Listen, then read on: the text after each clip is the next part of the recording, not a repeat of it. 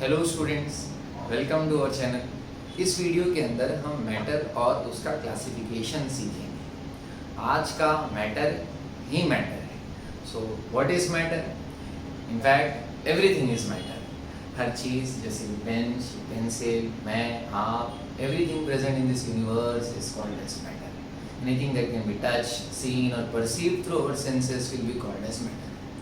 Matter is something that has mass and volume. हर चीज़ का कुछ ना कुछ मास होता है और कुछ ना कुछ वॉल्यूम होता है। आप पूछे कि सर ये मास क्या होता है, तो mass is basically the quantity of matter, the amount of matter. एक ऑब्जेक्ट में कितने पार्टिकल्स है उस हिसाब से उसका मास डिसाइड होता है। जैसे आप देखिए कि इस ऑब्जेक्ट का, इसके अंदर पार्टिकल्स दूसरे ऑब्जेक्ट के मुकाबले ज़्यादा है, तो ऑब्वियसली इसका मास दूसरे से ज़्यादा होगा।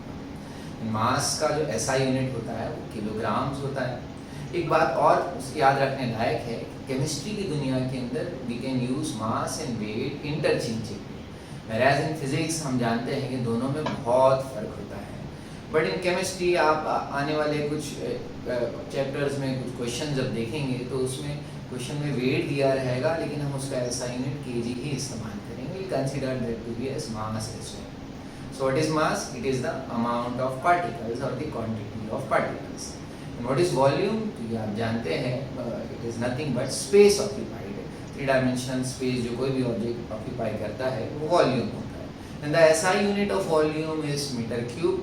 But normally हम daily life में चीज़ों का volume liters में निकालते हैं। And there is a way to convert meter cube into liter, which is 1 meter cube is approximately equal to 1000 liters. एक ऐसा बॉक्स एज्यूम कर लीजिए जो 1 metre by 1 metre by 1 metre होगा, उसमें 1000 लीटर की कैपेसिटी होगी। Now is the time to understand the classification of matter. How will you classify matter? Groups कैसे बनाएं? तो उसके लिए एक छोटे से एग्जाम्पल की तरफ बढ़ते हैं। आपके सामने 3 तस्वीरें हैं। आप बताइए कि पहले सब्सटेंस को आप क्या कहेंगे? ऑब्वियसली आप कहेंगे सॉलिड है, this is liquid and this one is gas. तो आपने पहले सब्सटेंस में ऐसा क्या देखा जिसकी वजह से उसे सॉलिड कहा गया? सो सॉलिड चीज़ों की खासियत ये होती है कि वो मजबूत होते हैं, और उनकी मजबूती उनके अंदर मौजूद पार्टिकल्स की वजह से होती है, यानी कि उनके पार्टिकल्स काफ़ी नज़दीक होते हैं, एकदम जैम पैक्ड होते हैं। व्हेयरएज लिक्विड और गैसेस में पार्टिकल्स इतने नज़दीक नहीं होते। So if you look at the particles of solids closely, हम देखेंगे कि वो एक दूसरे से काफ़ी नज़दीक है, मोशन है बट अपनी ही मेन पोजीशन पर बस वो वाइब्रेट होते रहते हैं।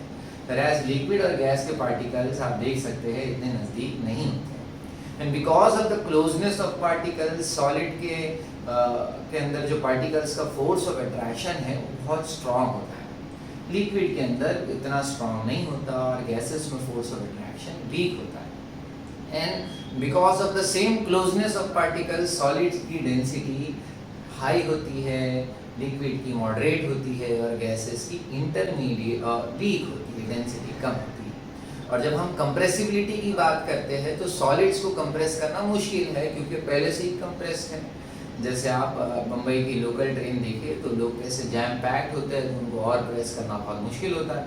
वैसे ही सॉलिड्स की कंप्रेसिबिलिटी काफ़ी लो होती है, उसे और प्रेस करना पॉसिबल नहीं। लिक्विड्स की भी कंप्रेसिबिलिटी लो होती है, गैसेस की कंप्रेसिबिलिटी हाई होती है, उन्हें कंप्रेस किया जा सकता है। सीएनजी सोचिए, कंप्रेस्ड नेचुरल गैस, और इसी कंप्रेसिबिलिटी की वजह से हम गैसेस को ट्रांसपोर्ट भी कर सकते हैं। आप इमेजिन कीजिए ना कि अगर गैस कंप्रेस नहीं हो सकती थी तो हम घर में सिलेंडर्स कैसे रख सकते थे और उसका ट्रांसपोर्टेशन कैसे हो सकता था।